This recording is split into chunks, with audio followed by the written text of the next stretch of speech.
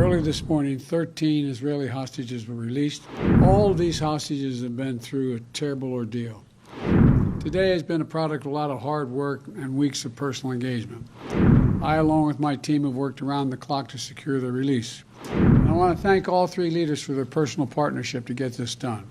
Early this morning, 13 Israeli hostages were released, including an elderly woman, a grandmother, and mothers with their young children, some under the age of 6 years old. Separately, several Thai nationals and Filipino nationals were also kidnapped by Hamas on the 7th. They were released as well. All of these hostages have been through a terrible ordeal, and this is the beginning of a long journey of healing for them. The teddy bears waiting to greet those children at the hospital are a stark reminder of the trauma these children have been through, and at such a very young age. Jill and I, Jill's with me here, are keeping them all in our prayers today. Today has been a product of a lot of hard work and weeks of personal engagement. From the moment Hamas kidnapped these people, I, along with my team, have worked around the clock to secure their release. We saw the first results of this effort with the release of 2 American hostages in late October, followed by the release of 2 Israeli hostages.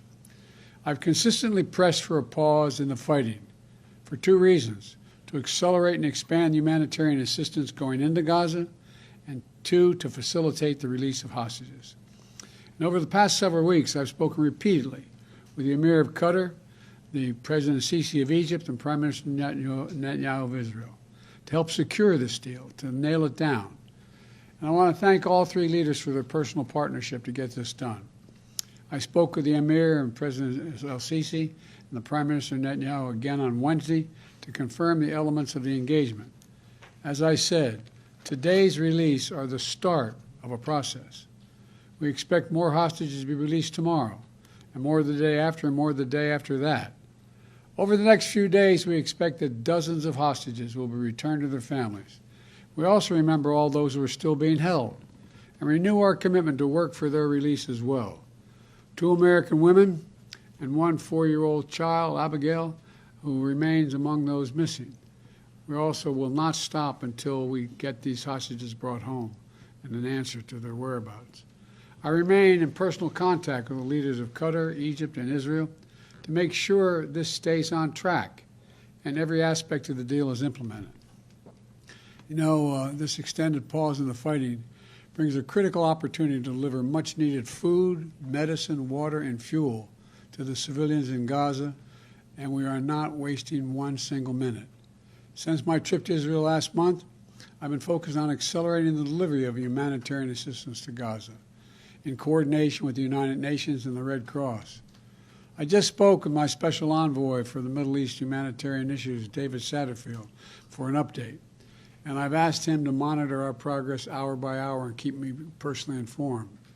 From the beginning, we put in place mechanisms to prevent Hamas from diverting these supplies.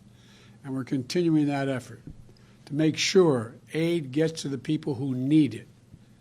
More than 200 trucks arrived at the crossing point in Egypt into Gaza today. These trucks carry food and medicine, as well as fuel and cooking gas. The fuel will be used not only to power the trucks delivering these life-saving supplies, but for desalinization, for water wells, for hospitals, and for bakeries. And hundreds more trucks are getting in position as well, ready to enter Gaza over the coming days to support the innocent Palestinians who are suffering greatly because of this war that Hamas has unleashed. Hamas doesn't give a damn about them. We also look to the future. As we look to the future, we have to end this cycle of violence in the Middle East. We need to renew our resolve to pursue this 2-state solution where Israelis and Palestinians can one day live side by side in a 2-state solution with equal measure of freedom and dignity. Subscribe to Midday India. Get direct notifications on all our videos by clicking on the bell icon.